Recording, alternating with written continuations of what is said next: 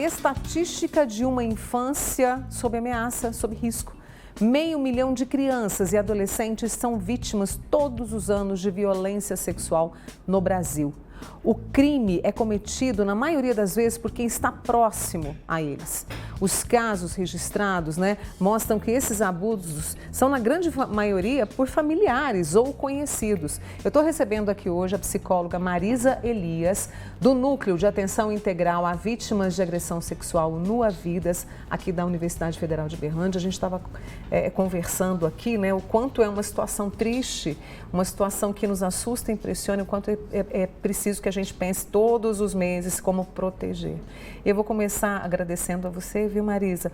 Quem são essas crianças?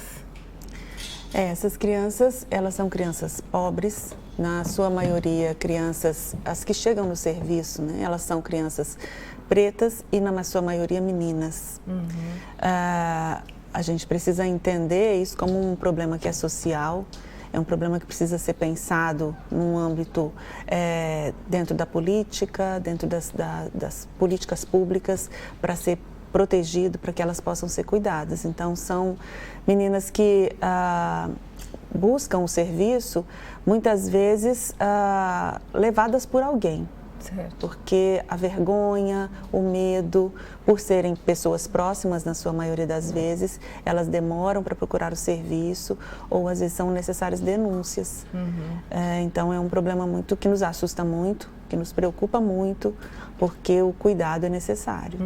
E essas denúncias podem ser feitas de que forma? Quando alguém percebe isso, ela pode ir a algum lugar, ela tem um telefone para poder fazer essa denúncia? Ela pode procurar o conselho tutelar, ou a própria polícia mesmo, quem souber ou quem tiver alguma informação a respeito. E dentro das próprias famílias, quando a criança manifesta, ela deve procurar o HC, o pronto-socorro do HC, onde ele vai receber todos os atendimentos necessários, médico, social, psicológico, feito toda uma avaliação, coleta de vestígios para fazer uma perícia, para ser encaminhado para a justiça e aí dar seguimento, tanto para o atendimento legal necessário, como para as questões físicas e emocionais da criança. A pessoa chega, por exemplo, aqui em Uberlândia, no Nua Vidas, é encaminhada para poder fazer esse trabalho como equipe multidisciplinar. Esse acompanhamento, ele é feito, as pessoas muitas vezes desaparecem, desse acompanhamento que vocês realizam, Marisa? Então, o atendimento agudo, quando há menos de 30 dias da violência, ele é feito primeiramente no pronto-socorro, onde tem todo o equipamento e a equipe necessária também para fazer todo esse processo de coleta de dados e de vestígios. Em seguida, ele é encaminhado para o Nua Vidas, onde é feito também uma avaliação, e não só para o Nua Vidas, mas também é acionado o conselho tutelar, e aí começam a ser tomadas as medidas. Infelizmente, cerca de 25% das meninas ou meninos que são atendidos no pronto-socorro não retornam para o atendimento ambulatorial. E aí, às vezes, é necessário fazer uma busca ativa, ir atrás para descobrir o que aconteceu, para onde que foi essa criança, para dar andamento para os processos. Mas nós não temos profissionais suficientes para isso, nós não temos equipamentos suficientes, nós temos um problema aí que é a perda dessas meninas nesse processo, dessas meninas e desses meninos, que não são só meninas. Por isso, no Maio Laranja, essa discussão tão importante dessas políticas públicas de profissionais capacitados, qualificados, porque imagina, nós estamos falando de Uberlândia, agora imagina as cidades menores, Marisa. Sim, nós precisamos de uma rede efetiva, de acompanhamento desses casos, que não sejam feitos apenas nesse primeiro momento, mas que posteriormente essas crianças possam ser acompanhadas, crianças e adolescentes, e mesmo as pessoas adultas, que depois também são violentadas ou já foram em algum momento, que elas recebam dentro da rede de atenção, dentro do SUS, serviços especializados de acompanhamento. Isso nós ainda não temos. De forma assim, Não temos de forma efetiva. Então, quando ela volta para a rede, ela não tem um local, porque tem fila de atendimento, não tem profissionais suficientes, não tem psicólogo, não tem serviço social, não tem toda uma rede que possa realmente acompanhar a longo prazo, porque nós sabemos que a violência gera profundos traumas na criança, no adolescente, nas mulheres e nos homens, nas pessoas que sofrem, e precisa de um acompanhamento, precisa de um cuidado.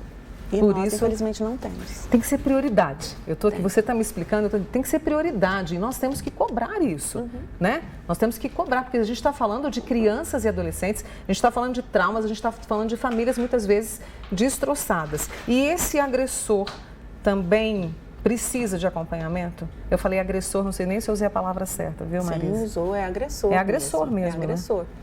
Né? Então, precisa, né? É polêmico até a gente dizer isso, porque às vezes a raiva faz com que a gente queira punir simplesmente o agressor. Porém, é uma compulsão. Sendo uma compulsão, ela precisa de acompanhamento, porque aprender não é suficiente. É preciso acompanhar, é preciso tentar recuperar essa pessoa para que isso não se repita. E para terminar, quais os sinais que as pessoas podem prestar atenção nessas crianças e adolescentes, Marisa? A criança, ela tem um comportamento que é espontâneo.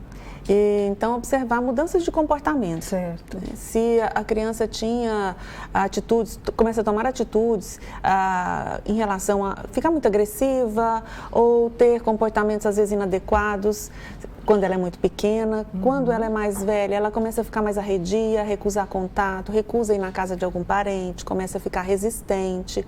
Então, começa a observar essas pequenas mudanças de comportamento que podem parecer coisa à toa, podem parecer implicância da criança, e, na verdade, são sinais. Ela está querendo dizer alguma coisa. A escola é um lugar importante porque na escola, muitas vezes, a criança escuta alguém, conversa com um coleguinha, ou ela tem também um comportamento que o professor percebe que é diferente, e ele pode pesquisar, questionar e conversar com ela, e ela vai se sentindo mais à vontade. Então, sentar com a criança, orientar, informar, dizer que quem pode, quem não pode tocar no corpo dela, situações que isso pode acontecer, e conversando com calma com a criança, ela espontaneamente fala com as pessoas que ela tiver confiança. Então, na hora do banho, na hora dos cuidados, ir conversando e informando para ela o que pode e o que não pode, para que ela possa ficar mais à vontade. E tomar cuidado com rede social, tomar cuidado com esses outros recursos que hoje as crianças têm muito disponíveis, e infelizmente também está cheio de criminosos, né, lá dentro. E para fechar, ela não é culpada. Jamais. Que muitas vezes jogam a culpa para essa criança, não Jamais, é? Esse adolescente. Jamais é culpado, né? Ela é vítima, sempre é vítima, em todas as circunstâncias. E a vítima não tem culpa. Marisa, mais uma vez, toda a minha gratidão por você vir aqui conversar conosco, fazer esse alerta. Nós estamos no Maio Laranja, mas é uma conversa que nós precisamos ter durante toda a vida, todo ano. Obrigada, tá? Eu que te agradeço. Obrigada. Marisa Elias, ela que é psicóloga do Nua Vidas. Meu abraço a toda a equipe lá, viu? Obrigada. Contem comigo, tá?